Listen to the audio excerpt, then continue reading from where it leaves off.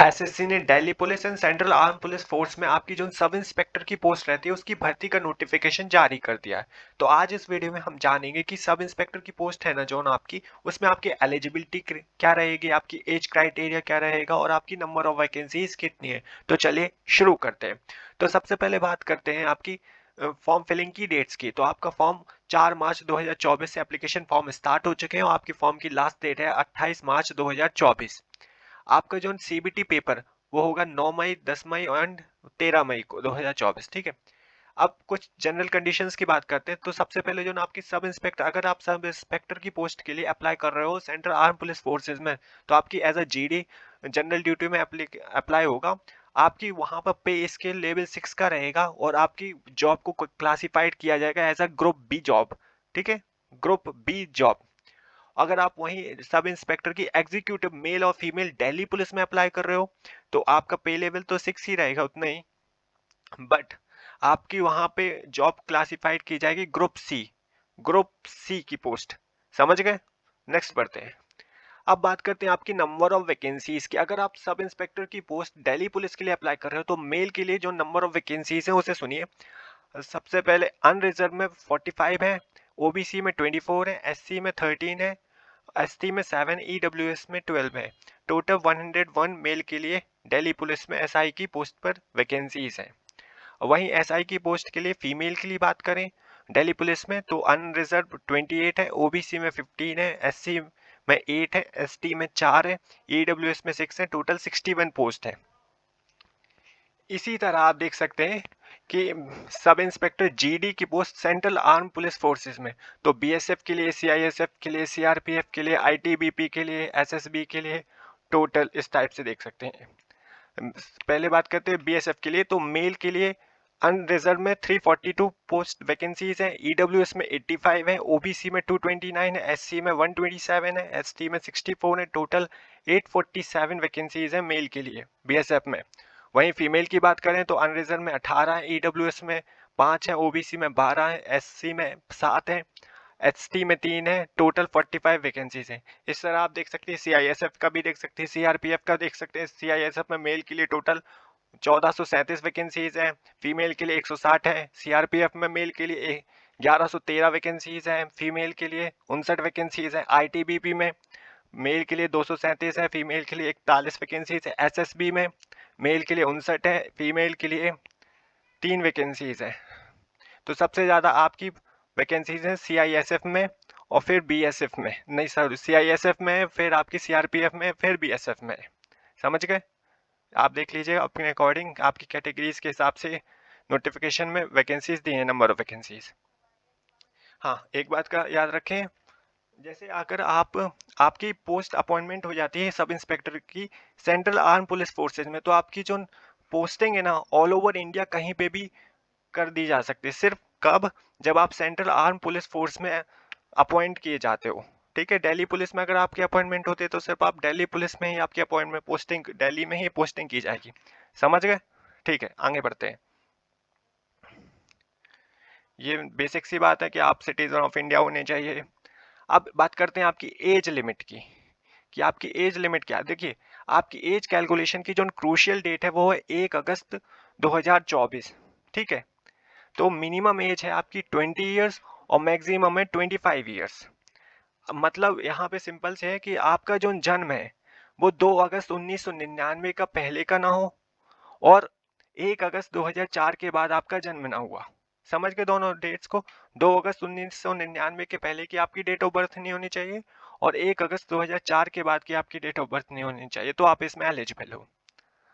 अब यहाँ पे रिलैक्सेशन दिया गया है तो ये तो रिजर्वेशन बेसिस है, चलिए इसे छोड़िए। हाँ, एसेंशियल एजुकेशनल क्वालिफिकेशन क्या है? तो भाई अगर आप चाहे एसआई की पोस्ट के लिए दिल्ली पुलिस में अप्लाई कर रहे हो, चाहे सेंट्रल आर्म पुलिस फोर्सेस में अप्लाई कर रहे हो, आपकी एक क्वालिफिकेशन मांगी गई है कि आपके पास एक बैचलर डिग्री होनी चाहिए किसी भी रिकॉग्नाइज्ड यूनिवर्सिटी या इक्विवेलेंट होनी चाहिए।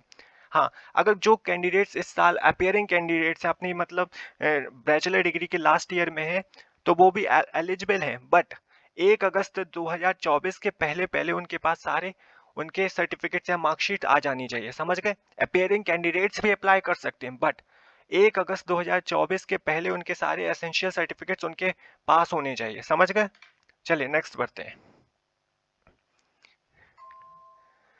हाँ, यहाँ पे देखिए, for the post of sub inspector in Delhi police, अगर आप जैसे दिल्ली पुलिस में सब इंस्पेक्टर की पोस्ट के लिए अप्लाई कर रहे हो तो मेल कैंडिडेट्स के लिए बात है सिर्फ कि उनके पास एक वैलिड ड्राइविंग लाइसेंस भी होने चाहिए लाइट मोटर व्हीकल के लिए, मोटरसाइकिल एंड कार के लिए। अगर किस दिन जब आपका फिजिकल इंड्योरेंस टेस्ट या फिजिकल टेस्ट होने वाले हैं उससे पहले पहले आपका उस दिन आपका ड्राइविंग लाइसेंस भी होना चाहिए। अगर आपके पास ड्राइविंग लाइसेंस नहीं है तो सिर्फ आप एसआई की पोस्ट के लिए सेंट्रल आर्म पुलिस फोर्स में ही अप्लाई कर सकते हो, दिल्ली पुलिस में अप्लाई नहीं कर सकते। फिर से एक बार बोल रहा हूँ, अगर आप सब इंस्पेक्टर की पोस्ट के लिए दिल्ली पुलिस में अप्लाई करते हो, मेल कैंडिडेट्स ध्यान से सुनिए, आपके पास एक वैलिड ड्राइविंग लाइसेंस होना चाहिए लाइट मोटर व्हीकल्स के लिए। अगर आपके पास ड्राइविंग लाइसेंस नहीं है तो सिर्फ आप सब इंस्पेक्टर की पोस्ट के लिए सिर्फ सेंट्रल आर्म पुलिस फोर्स में अप्लाई कर सकते हो, समझ गए। ठीक है, यहाँ पे 8 पॉइंट में हाउ टू अप्लाई, तो आपको एसएससी की न्यू वेबसाइट पर ही अप्लाई करना है। हाँ, इस बार आपका थोड़ा सा चेंज हुआ है, न्यू वेबसाइट में आपको फोटो अपलोड नहीं करनी है, आपकी लाइव फोटो खींचेगी। ठीक है, तो मैं फॉर्म की ट्यूटोरियल में आपको बता दूंगा कि आपको कैसे फोटो कैप्चर करनी है। हाँ, अगर आपकी एप्लीकेशन फीस की बात करें तो 100 रुपीज़ लगती है जनरल ओबीसी कैंडिडेट से। अगर आप SC ST PW हैं, एक्स सर्विस मैन हैं, वुमेन ऑल फीमेल कैंडिडेट्स के लिए नील फीस है, समझ गए। हाँ, अगर आपकी करेक्शन विंडो की बात करें तो जैसे ही आपके फॉर्म फिलिंग 29 तारीख आपकी लास्ट डेट है फीस जमा करने का, 28 तारीख आपकी फॉर्म फिलिंग की लास्ट डेट है, 29 आपकी लास्ट डेट है फीस जमा करने की। तो 30 से 31 तारीख तक 2 दिन आपको करेक्शन विंडो ओपन की जाएगी, सिर्फ 2 दिन के लिए, 30 मार्च और 31 मार्च के लिए। अगर आप सिर्फ 2 ही बार करेक्शन कर सकते हो, पहली टाइम आप करेक्शन करोगे तो आपको 200 रुपये फीस पे करनी पड़ेगी, और अगर सेकेंड टाइम आप करेक्शन कर रहे हो तो भाई आपको 500 रुपये पे करना पड़ेगा। हाँ, सेंटर्स ऑफ एग्जामिनेशन ये आप देख सकते हो, नॉर्मल सी बात है। हाँ, अब अगर हम बात करें आपकी स्कीम ऑफ एग्जामिनेशन की कि आपका एग्जामिनेशन पैटर्न क्या रहेगा, तो सबसे पहले आपका देखिए, एग्जाम में आपका एक पेपर 1 होगा, फिर आपका फिजिकल स्टैंडर्ड टेस्ट होगा, फिजिकल एंड्योरेंस टेस्ट होगा, फिर आपका कहीं पेपर 2 होगा, फिर कहीं आपका मेडिकल टेस्ट होगा। अब इसको समझ लेते हैं। पेपर 1 में क्या होगा, आपके सारे आपके सब्जेक्ट कौन कौन से सब्जेक्ट से आपके क्वेश्चंस आएंगे। पहला सब्जेक्ट होगा आपका जनरल, पार्ट 1 में आपका पेपर 1 के पार्ट 1 में आएगा आपका जनरल इंटेलिजेंस एंड रीजनिंग से 50 क्वेश्चंस आएंगे। पार्ट सेकंड में general knowledge and general awareness से 50 क्वेश्चन आएंगे। पार्ट थर्ड में आपके पेपर 1 के क्वांटिटेटिव एप्टीट्यूड आएंगे, और पार्ट फोर्थ में आपका इंग्लिश कॉम्प्रेशन आएगा। 2 घंटे का आपको समय दिया जाएगा। और फिर आपके पेपर 2 का है, सब्जेक्ट रहेगा English language and comprehension. Total questions आएंगे आपके 200 मार्क्स का होगा, 2 घंटे दिए जाएंगे। सारे पेपर 1 और पेपर 2 में सारे क्वेश्चंस आपके एमसीक्यू टाइप क्वेश्चन होंगे, हिंदी और इंग्लिश दोनों लैंग्वेजेस में आपके पेपर आएंगे। हाँ, एग्जैक्ट जो ना पेपर 4 का जो ना आपका ये है ना पार्ट 4, इसमें इंग्लिश कॉम्प्रेशन है तो सिर्फ इंग्लिश ही में आएगा वो। और देखिए, पार्ट पेपर सेकंड है ना जो, वो सिर्फ इंग्लिश में आएगा क्योंकि वहाँ पे सब्जेक्ट आपका इंग्लिश ही है, तो आप ये छोड़ दीजिए कि हिंदी में आएगा, वो पूरा पेपर इंग्लिश ही में आएगा। हाँ, आपकी 0.25 मतलब 1.4 मार्क्स की नेगेटिव मार्किंग है फॉर ईच रॉन्ग आंसर, समझ गए। रॉन्ग नेगेटिव मार्किंग भी है। हाँ, अगर आपके पास एनसीसी सर्टिफिकेट्स है, मतलब 1 अगस्त 2024 के पहले पहले अगर आप एनसीसी सर्टिफिकेट्स हैं आपके पास, तो आपको बोनस मार्क्स दिए जाएंगे, बोथ पेपर 1 में भी और पेपर 2 में भी। अगर आपके पास एनसीसी का सी सर्टिफिकेट है तो 5% आपको अपने मैक्सिमम मार्क्स पर बोनस मार्क्स मतलब 10 मार्क्स दिए जाएंगे। एनसीसी का बी है तो 6 मार्क्स, एनसीसी का ए सर्टिफिकेट है तो 4 marks, 2% of the maximum marks. ठीक है, अब आप अब नोटिफिकेशन में 12.9 पॉइंट पे अपना पूरा पेपर 1 का, पेपर 2 का, सबका सिलेबस भी देख सकते हैं। हाँ, ये आपके फिजिकल स्टैंडर्ड 12.10 में आपका पीएसटी का दिया गया है कि आपकी हाइट कितनी होनी चाहिए, आपका एक्सपेंडेड चेस्ट कितना होना चाहिए, एक्सपेंडेड चेस्ट कितना होना चाहिए, इस टाइप से आप चेक कर सकते हो नोटिफिकेशन में। हाँ, फिर आपका फिजिकल इंड्योरेंस टेस्ट के लिए भी दिए गए हैं फॉर मेल कैंडिडेट्स के लिए कि आपको 16 सेकंड में 100 मीटर रेस कवर करनी है, इस टाइप से दिया गया है। हाँ, एक बात याद रखिए कि फीमेल के लिए चेस्ट एक्सपेंशन की मतलब चेस्ट मेजरमेंट की कोई भी मिनिमम रिक्वायरमेंट नहीं है फीमेल कैंडिडेट्स के लिए, समझ गए, सिर्फ फीमेल के लिए। देखिए जो ना आपका पीएसटी फिजिकल इंड्योरेंस टेस्ट होगा और फिजिकल टेस्ट होगा, स्टैंडर्ड टेस्ट होगा हाइट वगैरह मेजरिंग का, वो सिर्फ क्वालिफाइंग होंगे, उनमें कोई मार्क्स नहीं दिए जाएंगे, सिर्फ क्वालिफाइंग या एलिमिनेशन। अगर आप उसमें क्वालिफाई करते हो तभी आप पेपर 2 के लिए जाओगे, अदरवाइज वहाँ पे आप डिस्क्वालीफाई कर दिए जाओगे। अगर आप पहले से कहीं पे जॉब कर रहे हो, एक्स सर्विस मैन हो, तो आपको